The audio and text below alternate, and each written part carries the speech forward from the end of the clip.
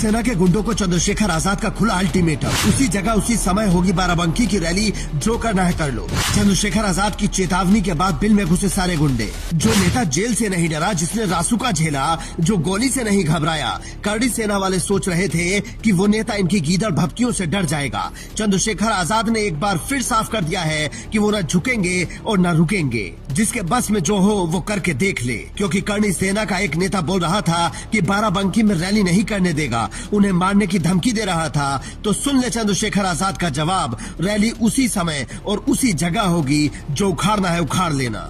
बाराबंकी की पूरी टीम को और जहां जिस जोन का एक कार्यक्रम, उन सब लोगों को ये कहना चाहता हूं कि आप भी हिम्मत लगाओ। अगले 2 दिन आपके पास 13 और 14 पूरी ताकत लगाओ और हर साजिश का मुकाबला संख्या के आधार पर तो लोकतंत्र है ये।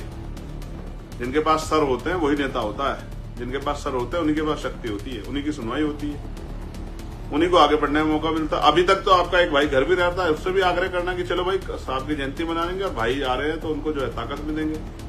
चंद्रशेखर आजाद जानते हैं कि ये लोग उनके नाम पर लोकप्रियता पाना चाहते हैं, इसीलिए वो अपने नेताओं को बोल रहे हैं कि इनके चक्कर में नहीं पड़ना है, अपना काम करते रहना है। लेकिन करणी सेना के प्रदेश महामंत्री अभिनव सिंह चैनलों पर जा जाकर बोल रहे हैं कि हम रैली नहीं होने देंगे। जो 15 मार्च को उनकी रैली है उसका विरोध करेंगे तो विरोध करूंगा। मैं बाराबंकी जनपद में उनको नहीं आने दूंगा। प्रशासन के लोगों से भी अपील है कि शांति व्यवस्था चाहते हैं तो इनका कार्यक्रम रद्द कराए। ऐसे लोगों का जो दंगा भड़काने का काम करें, दंगा अभिनव सिंह नहीं भड़का रहे हैं, ये बाराबंकी ना है, दंगा कौन सा है। और अगर मेरे जनपद में आके ये भाई गलत का गलत करेंगे तो इसका मैं छत्री हूं। बताया ना कि डीएनए में भर दिया गया है कि गलत का विरोध मैं खुलकर करूंगा। मेरे जनपद में आएंगे, मैं वहां का, मैं भी करड़ी सेना का पदाधिकारी हूं। अगर गलत करेंगे तो गलत का विरोध मैं करूंगा, चंद्रशेखर रावण का विरोध मैं करूंगा।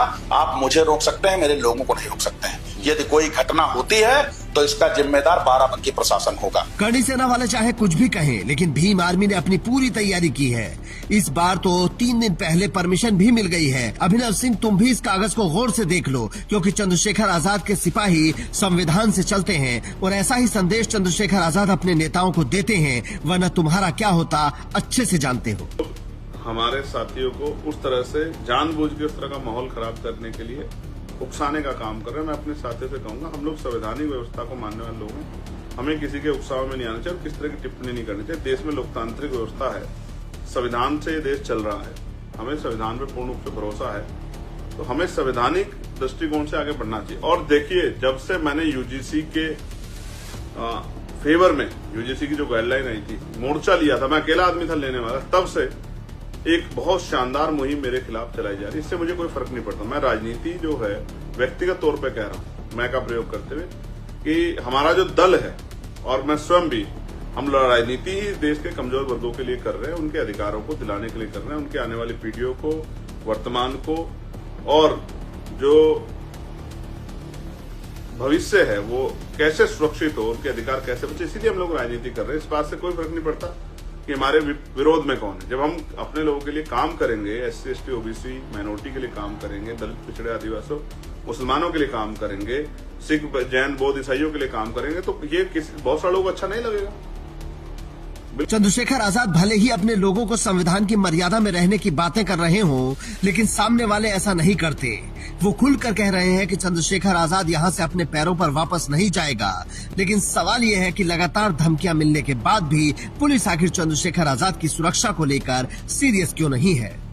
इन सब के पीछे सरकार है, मेरी बात को आप याद रखना। वरना आप बताओ, जिस आदमी पे गोली चली हो, जिस आदमी की हत्या का प्रयास किया गया हो, जिस आदमी को धमकी दी जाती हो, धमकी देने वाले घर में बैठे हैं और हमारे लोग परेशान हो रहे हैं बेचारे। उनकी परमिशन एक दिन पहले करते हैं, जब रैली का समय आ जाता है, उनको मंच लगाने का भी सही मौका नहीं देते। ये जब से रैलियां स्टार्ट हुई, किस तरह का ये कोई सहयोग है, प्रयोग है? आगरा की रैली का स्थान बदल दिया, कन्नौज की रैली का स्थान बदल दिया, जो संत कबीर नगर में रैली उसका स्थान बदल दिया, जौनपुर की रैली का स्थान बदल दिया। तो अभी भी आप देखो, बिल्कुल जंगल में करवाते हैं रैली की, भाई बहुत कम लोग पहुंच पाए। पूरा एडी चोटी का जोड़ लगाते हैं अपने आकाओं को खुश करने के लिए अधिकारी बेचारे। चंद्रशेखर आजाद को धमकी देने वालों की लिस्ट में अब एक नाम और जुड़ गया है, स्वाति अघोरी का। इनका कहना है कि चंद्रशेखर आजाद मेरा शिकार है, हमारे बीच कोई नहीं आएगा। कोई इनको बताओ कि ये लोकतांत्रिक देश है जो संविधान से चलता है, लेकिन ये लोग संविधान को नहीं मानते। शायद इन्हें मनु का विधान चाहिए जो अब आने से रहा। इसीलिए चंद्रशेखर आजाद शायद इनको इतना अखरते हैं, लेकिन वो डरते नहीं हैं। इसीलिए सारे मनुवादी परेशान रहते हैं। आप भी कमेंट करके बता सकते हैं कि क्या धमकियों के बाद चंद्रशेखर आजाद को बाराबंकी में रैली नहीं करनी चाहिए या फिर पुलिस को सुरक्षा के कड़े इंतजाम करने चाहिए। Bureau report, India news.